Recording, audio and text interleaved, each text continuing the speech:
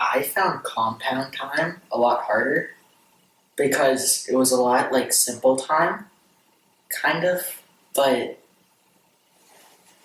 it didn't come to me as easily as simple and swing time did. I found swing time probably the easiest, and then simple time, compound was not an easy rhythm for me. I would say definitely just kind of keeping the beat and like just staying together with your teacher or anyone else who's playing with you. And I would like sometimes it's hard to keep track of where you are, but like I felt like me and Corey probably both felt like that. So just keep trying, and eventually you'll get it, and you'll get to speed up, and you'll get to go faster than you used to, and so you just kind of have to work with it. It was pretty challenging to learn swing and also compound rhythm, and it took me a lot of time just to practice and get familiar with it. Beats. I didn't like when you had to multitask, where you had to like tap your foot to it or something, or trying to read rhythms was also kind of difficult for me at first. And then I started splitting it up into chunks, which kind of helped. Developing rhythm, that'd be hard on the first day for like the compound and the swing. Like on the first day of the simple time, it was kind of easy, but not the easiest. Then I got better and better after the weeks, and then I could play like really fast, like 100 BPM on a metronome. Triplets were like super rough for me actually, because if we skipped from like eighths to triplets, I just get so confused. Like, I think I took dance before this, and so counting out, like 1, 2, 3, 4, and so 1, 2, 3, 4, 5, 6, 7, 8, and just like understanding the terms was also really hard. The parts of developing my sense of rhythm that definitely challenged me were strum patterns as a guitarist.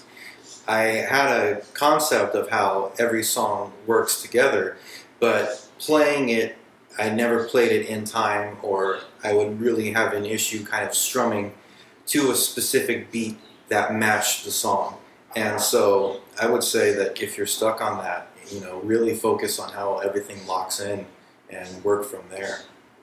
Yeah, rhythm is sometimes it's hard not to like go too fast or too slow, but it's just like anything, if you practice, you'll become really good at it. Before I really started to pay attention to to rhythmical elements of songs, I don't think I really understood like how rhythm actually worked. And how like the beat related to the song or to what was going on in the song. But now that I've been playing for a few years now, a couple years actually, but it comes naturally now, at least for the most part.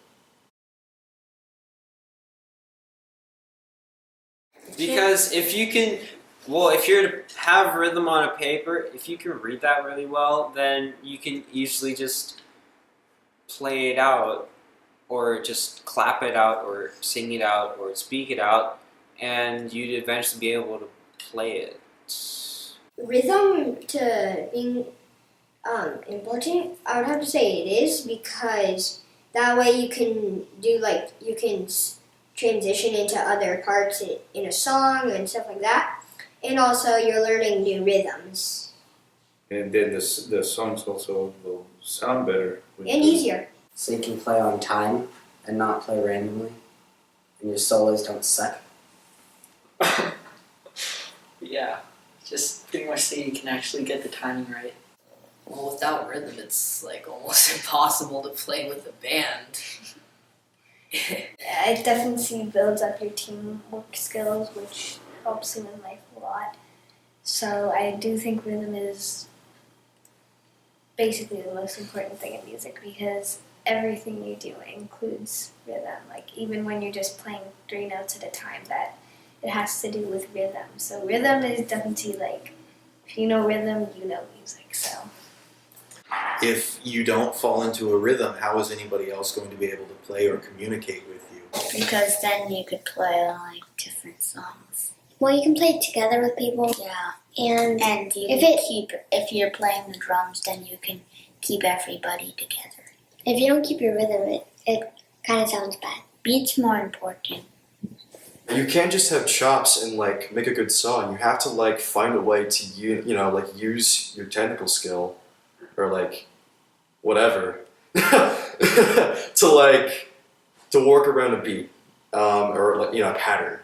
Like find a way to integrate it within a song, and don't just throw notes out there because they are chords and notes. You don't want to do that.